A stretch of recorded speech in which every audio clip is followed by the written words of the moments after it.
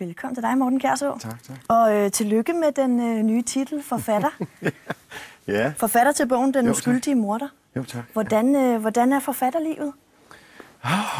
Altså, det er dejligt, når man skriver. Det er meget, meget sværere, når man pludselig skal ud og udgive det. Ja. Og det er det især, fordi det går meget tæt på. Det er jo fiktion, og det er en roman, og det er fantasi, og spænding, og gys, og alt muligt. Men det går meget tæt på mit eget liv. Ja. Og jeg tror ikke, jeg havde tænkt tanken helt til ende, da jeg sad og skrev. Nej. Jeg havde ikke tænkt, hvad sker der egentlig, når du skal udgive det? Ja. Så en ting er jo det her med, at der er nogen, der modtager det, der er nogen, der læser det, men der er jo også selve livet. Altså, du kommer fra en verden som musiker, udadvendt og festlig og så videre, og så til et måske mere isoleret forfatterliv på Ødegård i Sverige. Hvordan er det? Altså, det er jo enormt skønt, det der med, at det ikke larmer, når man skriver.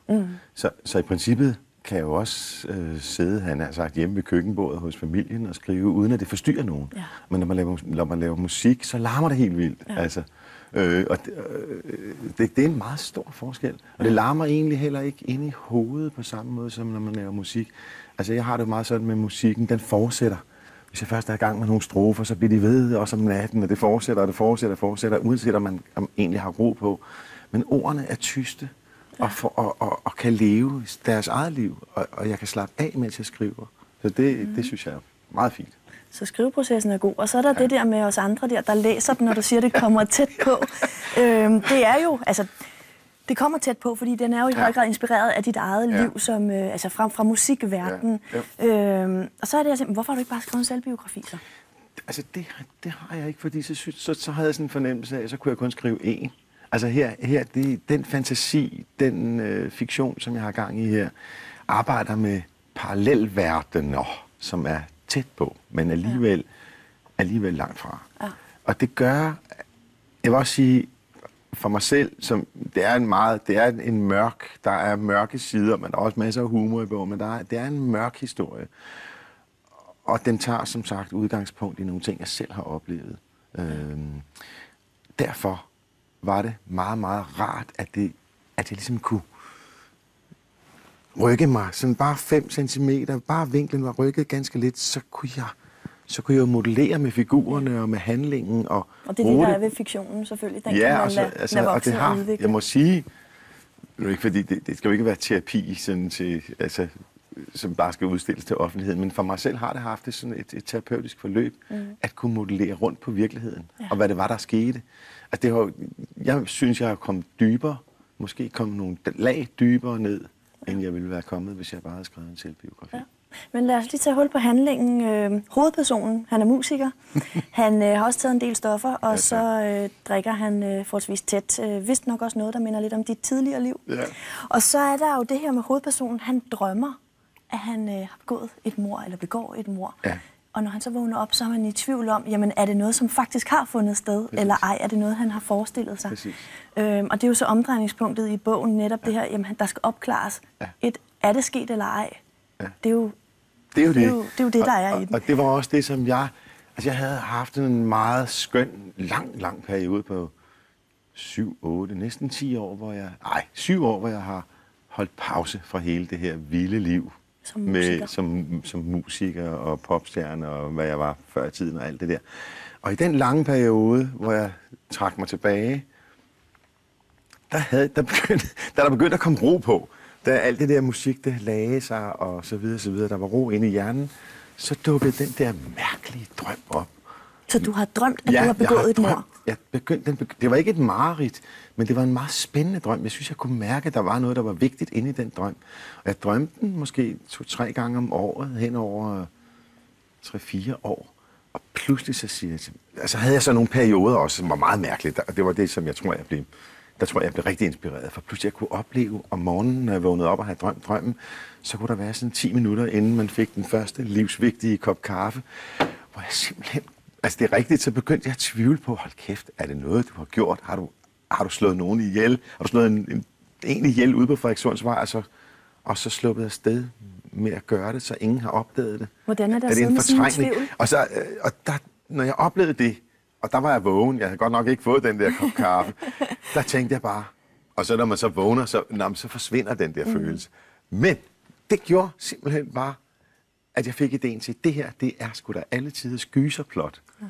Og så gik jeg i gang. Og så gik jeg simpelthen i gang med at skrive drømmen ned, ganske enkelt. Fordi jeg synes simpelthen, ideen med, at man pludselig kunne blive i tvivl om, i sit vågne, bevidste jeg, om at man var lykkedes med at lave en forbrydelse, som man havde fået skjult, det synes jeg simpelthen bare var så uhyggeligt. Ja. Og det blev min motor, det blev mit grundskelet til romanen. Og det, som man kan sige, at det med drømmen, den symboliserer, det er den skyld, man render rundt med, eller det, som man fortryder. Og hvis vi så tager lige og rykker det også over på dit eget liv, hvad render du selv rundt med, som du fortryder? Jeg tror helt klart, i den her periode, hvor jeg trak mig fra branchen og fra hele min karriere, fra hele selviscenelsen, alt det, som jeg lige siden jeg gik ud af skolen, har været meget, meget, meget forhippet på og kørt efter sådan en meget streng målsætning. Alt, hvad der stod i vejen for mig, blev ryddet væk. Jeg skulle bare den vej, og det kom jeg også, og det lykkedes. Altså, du havde albuerne ude, eller hvad? Ja, jeg tror, jeg havde sådan nogle meget spidse rundsave på albuerne, men jeg havde også et talent jo. Jeg havde jo et fantastisk talent, undskyld, i al beskedenhed, men altså, jeg kunne jo alt det der med musik, og jeg er jo vokset op samtidig med musikken. Altså, jeg er jo vokset op samtidig med, at rockmusikken blev opfundet. Der blev jeg også født. Så jeg har sådan været en meget, meget stor del af det. Jeg har været ekstremt fokuseret. Men har du fortrudt det, at du har været så fokuseret? Jamen, det der så sker, det er, at jeg, ligesom mange andre af mine kollegaer, begynder at eksperimentere med stoffer, for at i starten er det mest til fest og fis og ballade, og nej, var det sjovt alt sammen. Men det udvikler sig, især op gennem 90'erne, til et regulært alkoholmisbrug, som er et... Jeg bruger det som sådan en slags skulderråd. Jeg bruger det også til at dulme mig selv. Jeg bruger det som en belønning. Jeg er ikke fuld, når jeg arbejder eller om dagen eller noget, men det er hele sådan... Det kører meget på det her med, nej, hvor skal jeg nå at lave meget, for når jeg har nået det, så skal jeg sørge mig også have noget at drikke. Ikke? Og sådan kører det her system op gennem 90'erne, og på et tidspunkt så går det i stykker. Ja. Så kan man ikke mere på den måde. Så melder du pas til det hele? Ja, melder jeg fuldkommen pas. Men for lige at vende tilbage til det, vi kom fra, så i den periode, hvor jeg får ro på, efter, altså det er omkring år 2000, jeg trækker stikket ud og gør noget og flytter ud i en skov, som ligger i Sverige.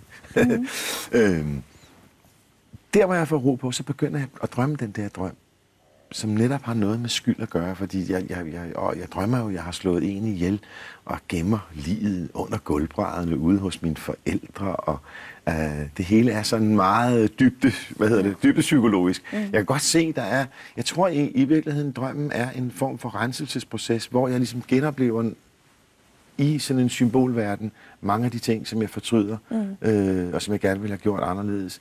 Jeg vil gerne have levet, for eksempel i de der 10 år i 90'erne, på en helt anden måde. Ja.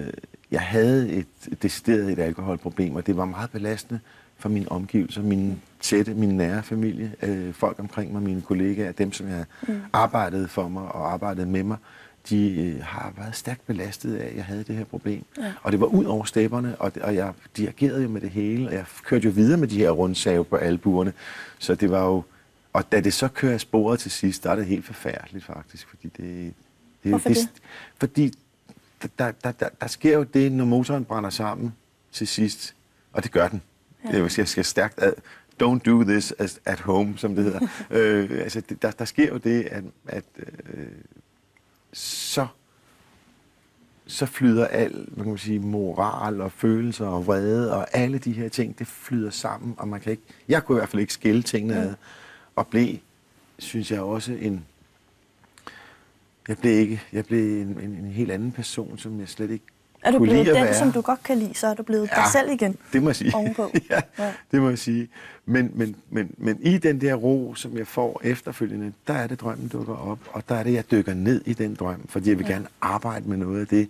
Og så synes jeg bare, det var så spændende, at det kunne blive til en krimi, en gyser. Men du siger, det har ligesom været terapeutisk for dig selv. Men hvad med os andre? Hvad skal vi have ud af at læse det her? Ja, det var jo et godt spørgsmål. Altså, jeg synes jo selv, at jeg har fundet på en enormt spændende historie. Og selvfølgelig er der også noget med... Der er jo et sladderelement i det, kan man sige. Jeg er jo en halvkendt person på en eller anden måde, så man kender sådan lidt til det, jeg har lavet. Så det er klart, at nogen vil blive nysgerrig på at se, hvad får vi noget at vide, noget vi ikke har læst i Se og Hør her. Ikke? Og det får man måske også i virkeligheden. Ikke? Så man kan godt dykke ned. Det, som er min mission, det er jo ligesom at kunne fortælle en spændende historie, hvis man først tør at dykke, eller først er lukket ind i det her univers, så er min idé, at historien gerne skal overtage, og man så følger den spændingshistorie, der ligger. Ja. Men Morten, det er jo ikke sådan, at nu har du droppet musikken fuldstændig. Moon Jam lever stadig i bedste velgående. Og det helt store ønske for dig var også at forene musik og så forfatterskabet. Ja, præcis. Hvordan har du gjort det? Hele bogen her, der har jeg lavet et fantastisk stykke forarbejde. Jeg har skrevet alle sangene, som passer til bogen. De er skrevet, inden bogen blev skrevet. Og der udgav vi med Moon Jam allerede for et år siden den første version af Bandet og den uskyldige morder, som er sangene, som passer til. Og lige nu, i dette sekund, der bliver den nye version af Bandet og den uskyldige morder, version 2, loadet op på alle de digitale platforme.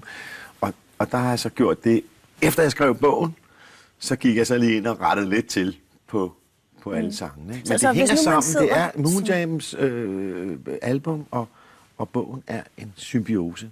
Og hvordan? Er det stemninger, eller hvad gør musikken? Der er jo sange, der er jo en titelnummer, bogen har en titelsang. En af mine figurer, en ret sjov figur, eller måske også lidt farlig figur, en hovedpersonens lillesøster, som hedder Amanda Monday, har også sin egen sang. Og sangene på albummet er, jeg har en lille drøm, og jeg tror også, det bliver til noget. Det ligner lidt noget, der kunne blive til en teaterkoncert, det her koncept. Ja. Og det er noget, jeg går sådan og hygger mig rigtig meget med lige i øjeblikket. Og hvor tæt på at blive virkelighed er det så? Er det stadig på drømmeniveau, eller hvad? Det er meget tæt på at blive virkelighed, fordi vi har jo allerede været ude med sangene, og vi har jo set, hvordan de virker, og hvordan at den her dramatiske overbygning med historien og gyserhistorien om mordet og hvem har gjort det og alt det. Det er meget, meget spændende at følge med i, når du sidder som koncertgænger, at du har en historie ud over, jamen, jo, det er jo selvfølgelig fint, når vi spiller, og det er dejligt, men at det ligesom kan bindes ind i et mere dramatisk univers med en historie, det synes jeg er sindssygt spændende, og det har vi meget glæde af allerede. Og vi bygger og bygger, og lige pludselig så tror jeg nok, at jeg kommer til at sige, nu gør vi det. Ja. Måske var det her, jeg kommer til at sige, at nu gør vi det. Nu gør vi det. Men indtil videre, så må man jo nøjes med at læse bogen indtil teaterkoncerten. Det må man endelig læse bogen, fordi så man kan forstå det hele. Det er så skønt. Jeg er så glad for det her, fordi der er rigtig mange, der allerede er dykket ned og læst den her bog, og mange. Jeg har allerede fået sådan, uden at jeg har sagt det her om teaterkoncert, en teaterkoncert, som i øvrigt kommer til at indeholde materiale, både fra Sneakers og Moon Jam, altså mine 2 store orkestre. Og det er jo også lidt det, jeg arbejder med. Jeg har jo et begreb i bogen, hvor jeg kalder det bandet, med stort B. Ja. Og det er sådan en blanding af de 2 orkestre. Ja. Og det er også det, som jeg gerne vil. Jeg synes, det er helt vidunderligt lige pludselig at få kontakt med mit gamle materiale fra Sneakers-tiden, at også kunne spille det. Så der er en snedig plan. Der er masser på vej, kan jeg høre. Indtil videre, som sagt, altså bogen her, og der kommer også mere af den. Det er meningen, det skal blive til en trilogi. Rigtig god arbejdslyst, og tak for besøget. Tusind tak. Tak.